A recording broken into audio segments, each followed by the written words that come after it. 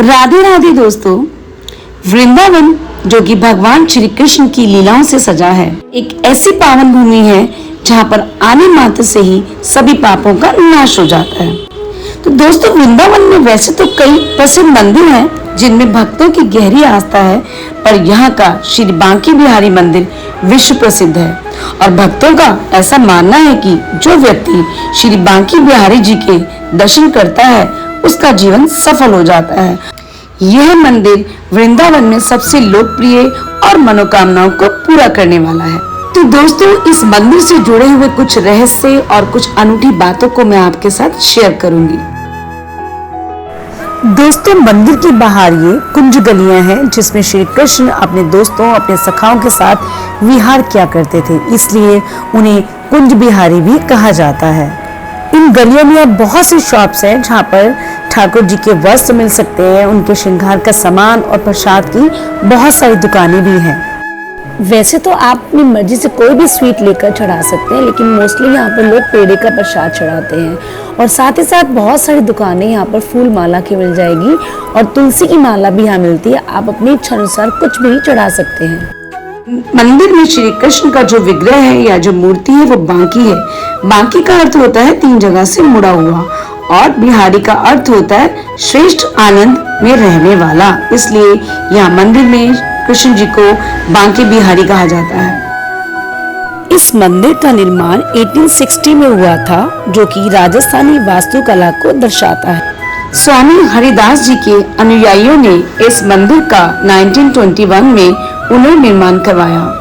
बिहारी जी की यह छवि स्वामी हरिदास जी ने, जो कि श्री कृष्ण के अनन्य भक्त थे, निधिवन में खोजी थी, जिन्हें राधा जी की प्रिय सखी ललिता जी का अवतार भी कहा जाता है और जो संगीत सम्राट तानसेन के गुरु भी कहलाते थे। इस विग्रह को स्वामी हरिदास जी ने बांके बिहारी का नाम दिया।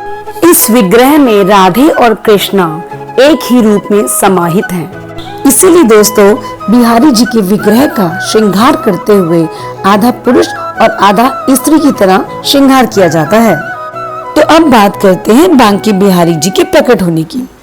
स्वामी हरिदास जी निधिवन में बैठकर भगवान को अपने संगीत से रिझाया करते थे। उनकी भक्ति और गायन से रिझकर प्रसन्न होकर भगवान उनके सामने आ जाया करते थे और एक बार तो उनकी भक्ति से इतने प्रसन्न हुए कि राधा कृष्ण की युगल जोड़ी ही उनके सामने प्रकट हो गई और एक दिन उनके शिष्य ने कहा कि हमें भी भगवान श्री कृष्ण के दर्शन कराओ।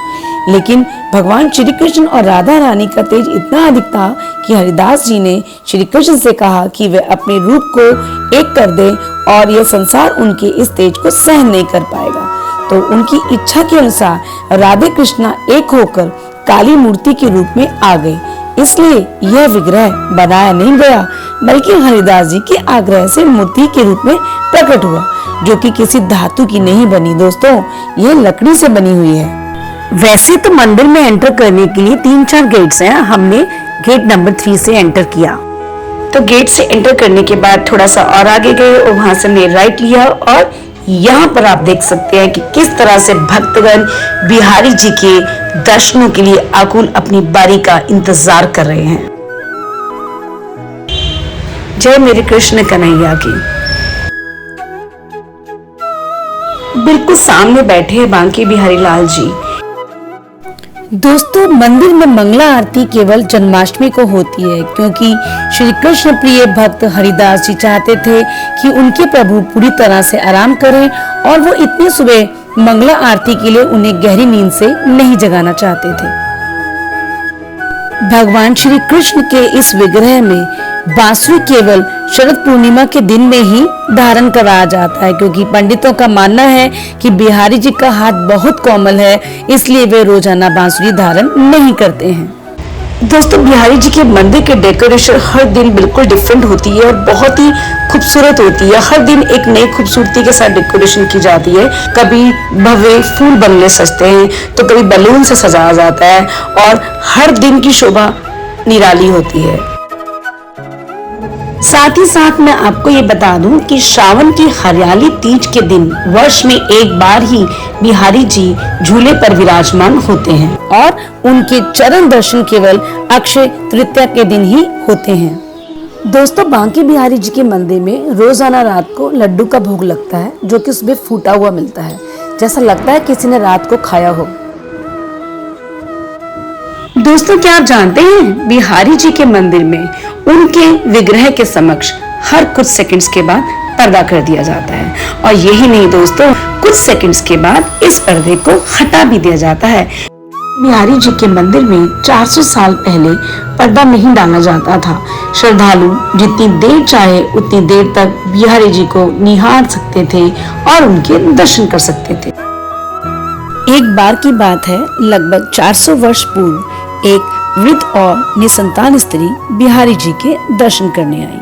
उसके जीवन में कोई नहीं था जो उसका ख्याल कर सके, और उस वृद्ध को इस बात की चिंता हुई कि आखिर किसे अपनी धन संपत्ति सौंपेगी। तो जब वो बिहारी जी के दर्शन करने के लिए आई तो उनके विग्रह को देखा, और उनकी भोली सूरत और नयन उसे इतने मनमोहक और आकर्षक लगे कि वह घंटों तक वहां बैठी बैठी एक टक बिहारी जी के विग्रह को निहारती गई, और बिहारी जी को अपना पुत्र मानकर सारी संपत्ति उनके नाम करने के बारे में सोचती गई, और हाथ जोड़कर वहां से चलने के लिए तैयार हो गई। तभी एक चमत्कार हुआ, और बिहारी जी भी अपने विग्रह रूप में उस भक्त के प्रेम में वशीभूत होकर उसके पीछे पीछे चलने लगे। जब मंदिर के पुजारियों को इस घटना का पता चला तो वे समझ गए कि महिला के वात्सल्य और भक्ति भाव ने बिहारी जी का मन मोह लिया है। पुजारियों ने बिहारी जी के आगे हाथ जोड़ लिए और मंदिर में वापस अपने स्थान पर विराजमान होने के लिए प्रार्थना की, और उन्हें मनाकर बिहारी जी के विग्रह को उनके स्थान पर स्थापित किया। इस घटना के बाद से ही बिहारी जी के विग्रह के समक्ष बार बार पर्दा लगाया जाता है, ताकि बिहारी जी किसी भक्त के प्रेम और भक्ति में डूबकर उसके साथ न चल पड़े, और भक्तों को लगातार उन्हें निहारने से भी रोका जा सके। दोस्तों, बिहारी जी के मंदिर में रात को शयना आरती 9 बजे होती है। लकीली उस वक्त हम वहीं पर थे और हमने आरती का पूरा आनंद लिया।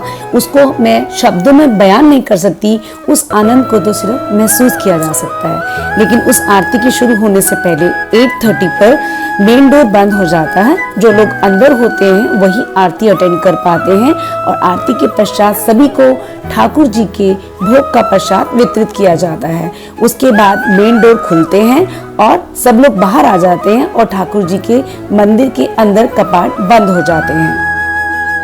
आरती के वक्त बहुत भीड़ थी। उसके बाद हम गेट नंबर 1 से बाहर आ गए। ये मेन गेट है एग्जिट के लिए, यहीं से सब लोग बाहर आते हैं।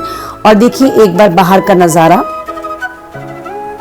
चारों तरफ का इतना खूबसूरत नजारा है दोस्तों, इसको मैं बयान नहीं कर सकती शब्दों में। आपको यहाँ आकर ही इस चीज को महसूस करना पड़ेगा। तो एक बार मेरे साथ प्यार से बोलिए बांके बिहारी लाल की जय। और आपको कोई भी क्वेरी हो तो आप मुझे कमेंट बॉक्स में लिखकर पूछ सकते हैं। राधे राधे, जय श्री बांके बिहारी लाल की।